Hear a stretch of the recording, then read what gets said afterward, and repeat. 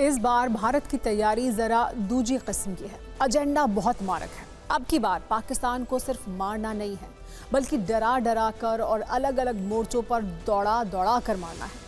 अब तक जो हिंदुस्तान पाकिस्तान के लिए झटका ट्रीटमेंट का इस्तेमाल कर रहा था, अब की बार उसने हौले हौले ट्रीटमेंट का प्रयोग किया है। इस ट्रीटमेंट में एक्शन झटके से नहीं होता, बल्कि उसमें एक निरंतरता होती है। और इस ट्रीटमेंट में दुश्मन को दर्द और घबराहट ज्यादा होती है। इसे हम आपको चार्ट के जरिए ये समझाते हैं। आपको याद होगा भारत ने कैसे उरी में आतंकी हमले के बाद 2016 में पाकिस्तान पर सर्जिकल स्ट्राइक की थी और 2019 में पुलवामा अटैक के बाद एयर स्ट्राइक की थी। एक बार घर में घुसकर मारा था, लेकिन पहलगाम में हमले के बाद पाकिस्तान के लिए भारत के बदले का ट्रीटमेंट जरा दूजे किस्म का है, जिसे आप हौले हौले ट्रीटमेंट भी कह सकते हैं। इसकी शुरुआत तब हुई थी जब प्रधानमंत्री मोदी ने दुनिया को ये बता दिया था कि पहलगाम के दोषियों को कल्पना से भी बड़ी सजा देंगे। इसके बाद भारत ने पहली बार सिंधु जल समझौते को रद्द कर दिया, जो 1965 और 1971 की जंग के बाद भी कभी नहीं किया गया था। भारत के बदले की कसम के कुछ ही देर बाद भारत ने एक युद्धाभ्यास किया, जिसका नाम था आक्रमण, जो इस बात का संदेश था कि इस बार छोड़ेंगे नहीं। पाकिस्तान से बदले के हौले हौले ट्रीटमेंट का एक अहम पड़ाव भारत में हो रही लगातार बैठकें भी हैं, जिसमें यह साफ संदेश है कि भारत इस बार पाकिस्तान के खिलाफ कुछ बहुत बड़ा करने जा रहा है। कुछ ही दिन पहले भारत ने पाकिस्तान के साथ सभी तरह के आयात निर्यात पर भी रोक लगा दी और कल देश के 295 जिलों में मॉक ड्रिल का आदेश सुनकर पाकिस्तान के पैरों की जमीन हिलने लगी है और वो अच्छी तरह ये समझ चुका है कि पाकिस्तान से भारत का फाइनल बदला अब लोड हो रहा है। और यही डर पाकिस्तानी सत्ता में बैठे लोगों को हर दिन डर डर कर जीने के लिए मजबूर कर रहा है। अब आपको उस मॉक ड्रिल के बारे में भी आइए बताते हैं जो कल होनी है। और ये ड्रिल इसलिए कि युद्ध की स्थिति में लोगों की सुरक्षा को सुनिश्चित किया जा सके। इस मॉक ड्रिल में 5 बातों पर जोर दिया जाएगा। हवाई हमले की चेतावनी देने वाले एयर सायरन बजाए जाएंगे। हमले के समय नागरिकों को खुद की सुरक्षा के लिए ट्रेनिंग दी जाएगी। मॉक ड्रिल के दौरान इलाके में पूरी तरह ब्लैकआउट किया जाएगा। जंग के लिहाज से महत्वपूर्ण ठिकानों को हमले के वक्त छिपाया जाएगा और लोगों से जगह खाली कराकर उन्हें सुरक्षित जगह तक पहुंचाने की ट्रेनिंग दी जाएगी। देश में पिछली बार ऐसी मॉक ड्रिल 1971 में हुई थी, जब भारत पाकिस्तान के बीच युद्ध हुआ था। और अब 94 वर्षों के बाद फिर इस मॉक ड्रिल का मैसेज ये है कि युद्ध का माहौल बन चुका है। इस मॉक ड्रिल में क्या होगा और आपको क्या करना है, जल्दी से ये बातें नोट कर लीजिए।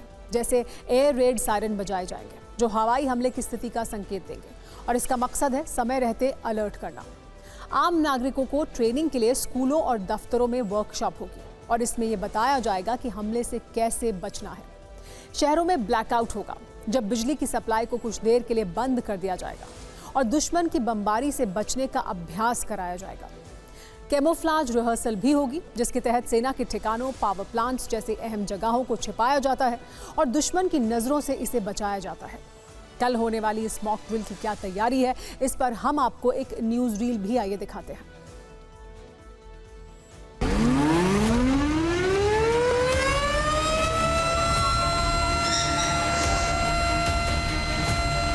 बच्चों को हम मॉक ड्रिल के थ्रू बता रहे हैं कि आपने अपनी सेफ्टी कैसे अपने आप को सिक्योर करना है। आपने खुद को तो सिक्योर करना ही है, बाकी अगर और भी आगे आपके पीछे अगर ऐसी कंडीशन आपको दिख रही है, उनको भी कैसे बचाना है। अगर कोई बड़े पैमाने पर हवाई हमला होता है या इमरजेंसी होती है, तो उसमें कम्युनिटी, जब संसाधन सरकारी कम पड़ जाएंगे, तो उसमें मिनिमम संसाधन से कम्युनिटी कैसे अपना बचाव करेगी।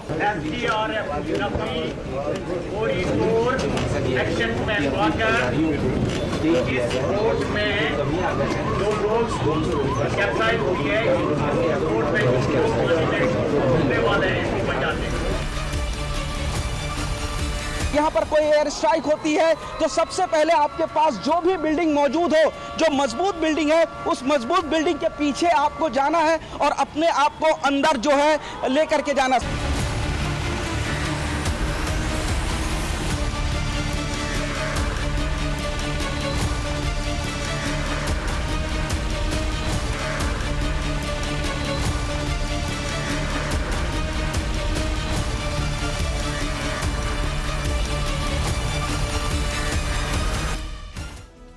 सायरन की आवाज़ से जिस पाकिस्तान की कपकपी छूट रही है, वहाँ के सेना प्रमुख general Asim Munir headline management में लगे हुए हैं। उन्हें पता है कि भारत के आगे जंग में टिक तो पाएंगे नहीं, तो चलो मीडिया में ही खुद को वीर पुरुष घोषित करवा लेते हैं।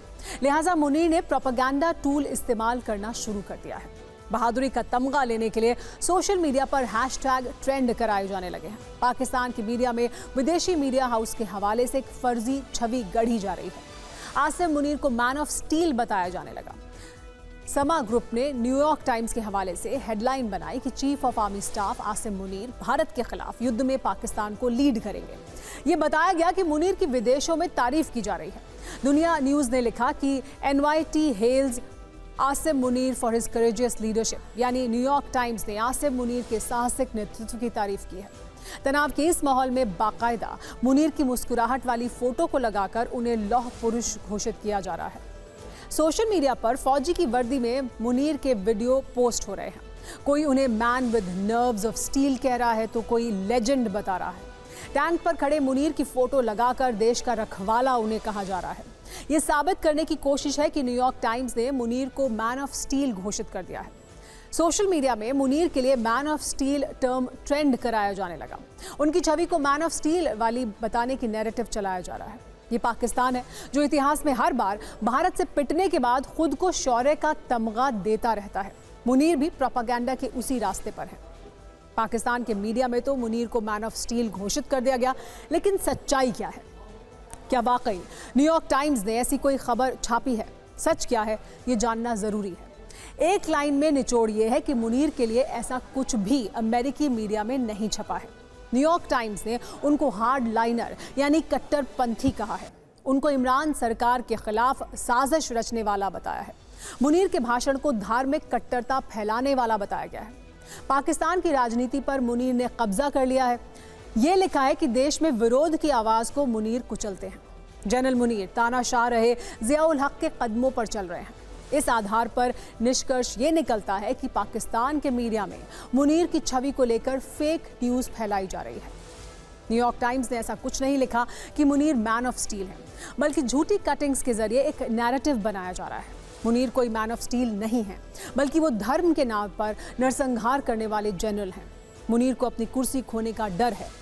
जनरल मुनीर के जुर्मों की फहरिस्त लंबी है।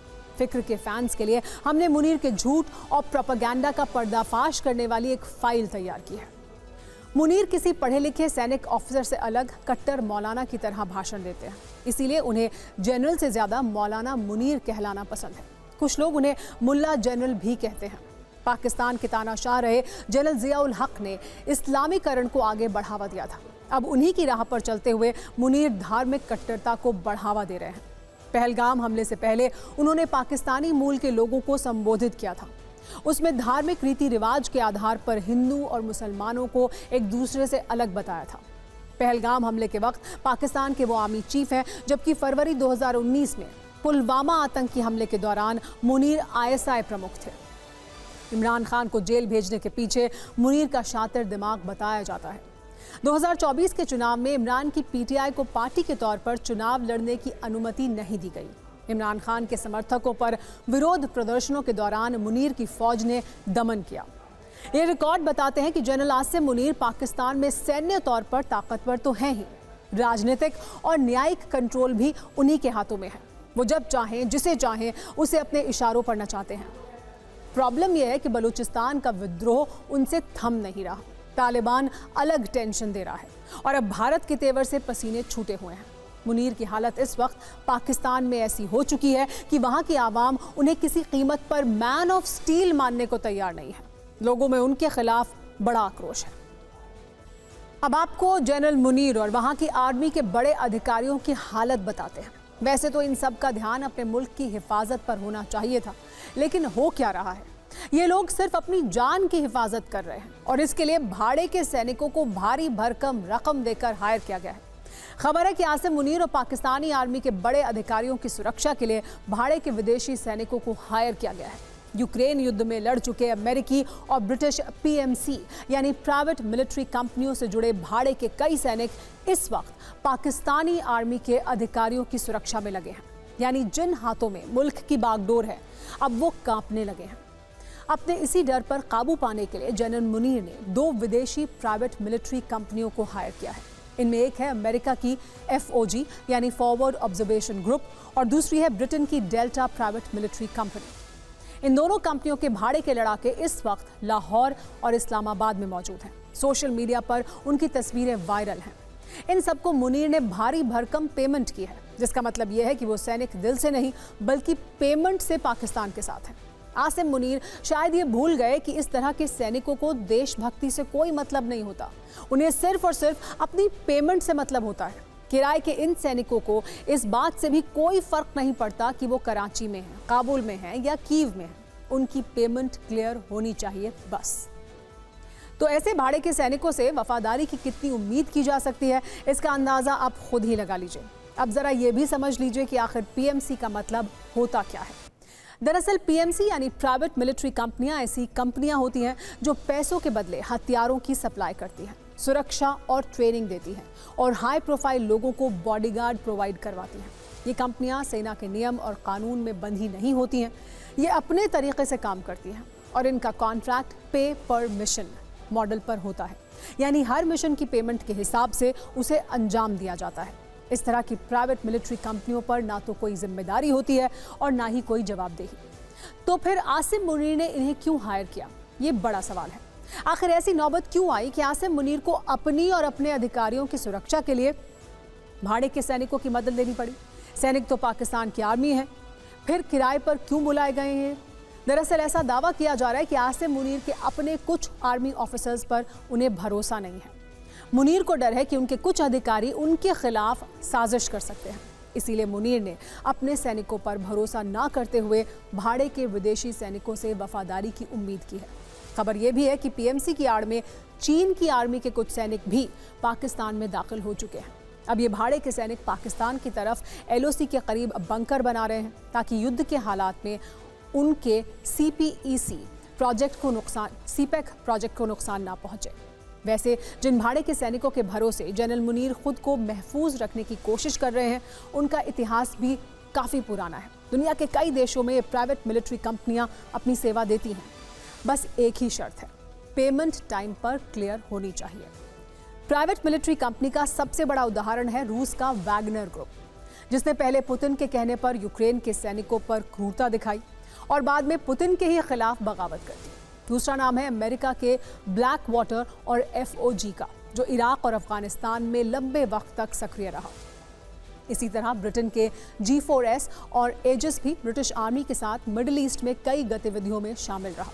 फ्रांस के सेकोपेक्स का नाम अमेरिका में कई एंटी टेररिस्ट ऑपरेशन में सामने आया और अब पाकिस्तान के सेना प्रमुख भी इस तरह की प्राइवेट मिलिट्री कंपनियों की सेवा ले रहे हैं।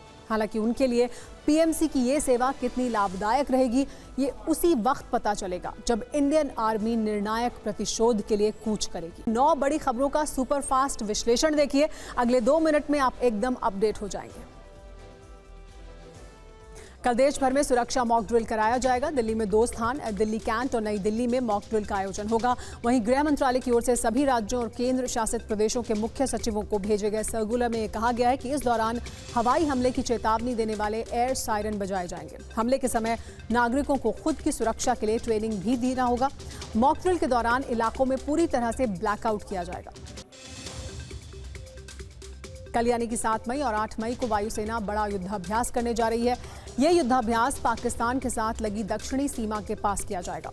इस एयर एक्सरसाइज के लिए नोटैम यानी कि नोटिस टू एयरमैन जारी किया गया है और पाकिस्तान के बेहद करीब होने वाली इस वॉर एक्सरसाइज में राफेल और मिराज जैसे लड़ाकू विमान शामिल होंगे। जम्मू कश्मीर के कुपवाड़ा में LOC के पास सेना की गाड़ी खाई में गिरी। इस हादसे में 2 जवान शहीद हो गए जबकि 2 की हालत गंभीर है। घायल जवानों को सेना के अस्पताल में भर्ती करवाया गया है। बलूचिस्तान में पाकिस्तानी सेना के 7 जवान बम धमाके में मारे गए। सेना की गाड़ी बम से टारगेट किया गया था उसे। पाकिस्तान सेना के जुल्म के खिलाफ बलूचिस्तान में विद्रोह भड़का हुआ है और जनरल मुनीर की आर्मी टारगेट पर है। भारत और यूके के बीच फ्री ट्रेड एग्रीमेंट हो गया है। प्रधानमंत्री नरेंद्र मोदी ने यूके के प्रधानमंत्री कीर स्टारमर से बातचीत के बाद फ्री ट्रेड एग्रीमेंट की घोषणा की। पीएम मोदी ने सोशल मीडिया प्लेटफॉर्म एक्स पर पोस्ट कर लिखा कि भारत और ब्रिटेन ने एक ऐतिहासिक उपलब्धि के रूप में महत्वाकांक्षी और पारस्परिक रूप से लाभकारी मुक्त व्यापार समझौते को सफलतापूर्वक संपन्न किया है।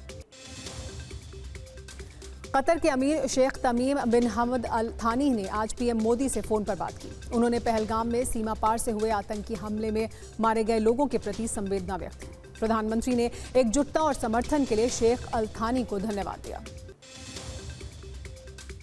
आज राहुल गांधी ने करनाल में लेफ्टिनेंट विनय नरवाल के परिवार से मुलाकात की। राहुल गांधी करीब 2 घंटे तक परिवार के साथ रहे।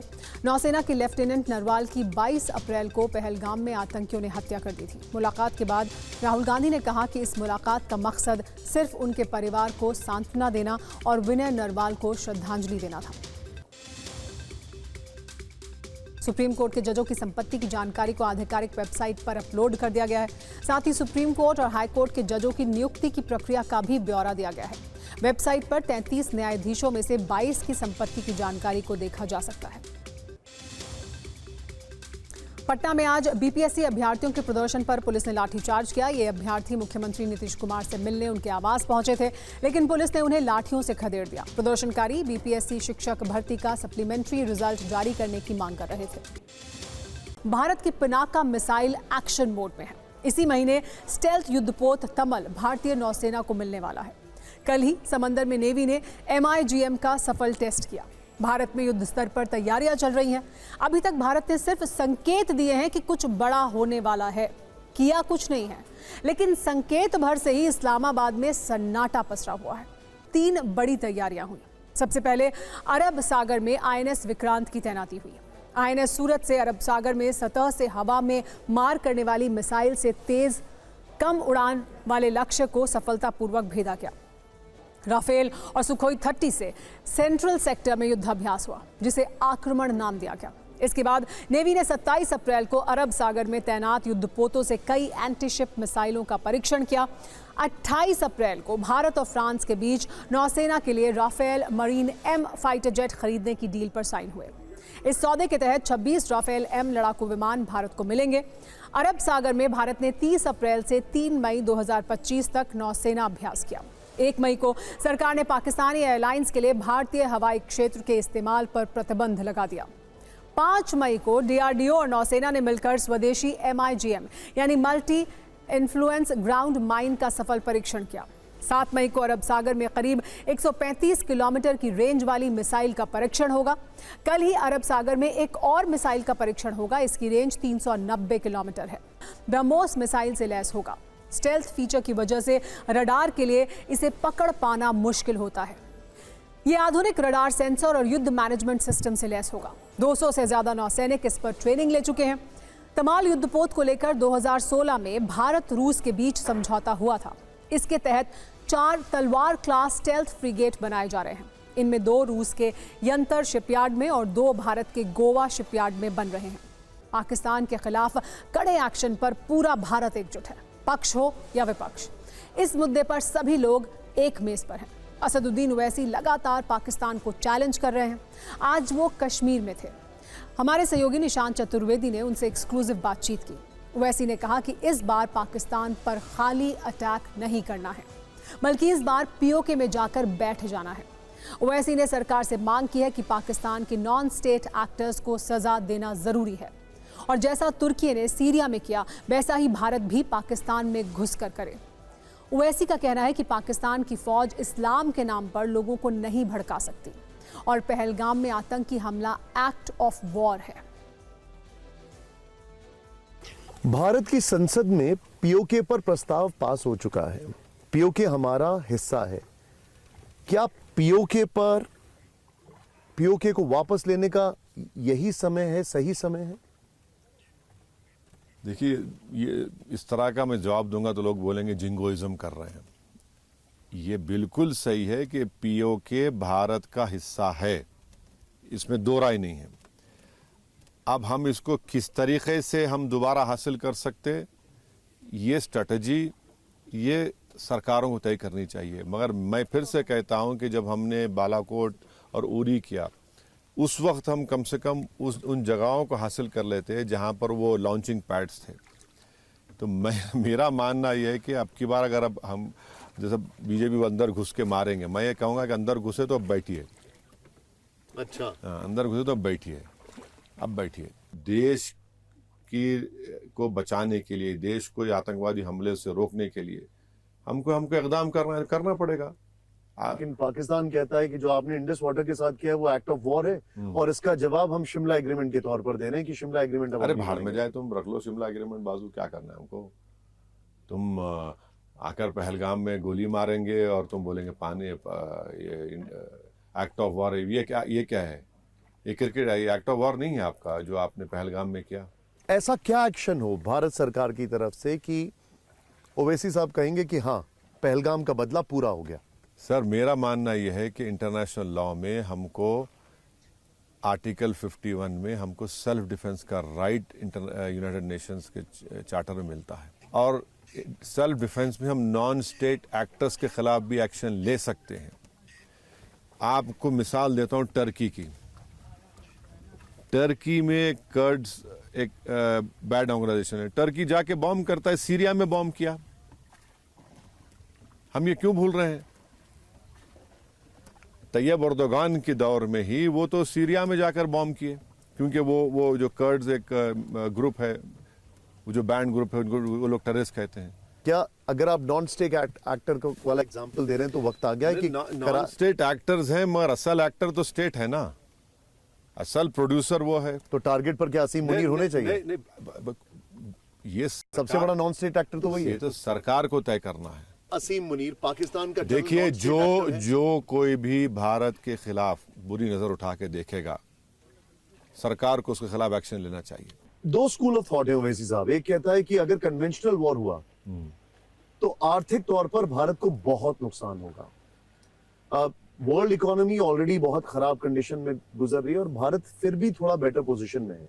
और दूसरा स्कूल ऑफ थॉट ये कहता है कि जब आत्मा पर हमला हुआ है तो फिर जेब क्या देखनी। गवर्नमेंट जो मुनासिब समझेगी, हमको उस फैसले को देखना पड़ेगा, बस। 2025 का यूएन का कुल बजट 32,000 करोड़ रुपए है, जबकि ट्रंप ने अमेरिका की तरफ से दी जाने वाली 19,000 करोड़ रुपए की फंडिंग रोकी है। लेकिन ट्रंप के फैसले के बाद इस प्रोग्राम में 30% स्टाफ की कटौती करनी पड़ी है। यूएन के यूनिसेफ प्रोग्राम को अपना बजट 5 गुना तक कम करना पड़ा है। यूएन के मानवाधिकार प्रोग्राम के फंड में $60 मिलियन यानी 505 करोड़ रुपए की कमी हो गई है। आपको बता दें कि 2024 में 41 देशों ने यूएन को 7,000 करोड़ रुपए नहीं चुकाए। अमेरिका के अलावा अर्जेंटीना, मेक्सिको, वेनेजुएला ने भी यूएन को पैसे नहीं दिए। इसका असर ये हुआ कि 2024 में यूएन के फंड में $200 मिलियन यानी 1,684 करोड़ रुपए की कमी आ गई। 2024 में ये गैप और भी ज्यादा बढ़ जाएगा। अब यूएन अपने स्टाफ में 3,000 लोगों की छंटनी कर सकता है। यूएन नाइजीरिया, पाकिस्तान और लीबिया में अपना स्टाफ भी घटा सकता है।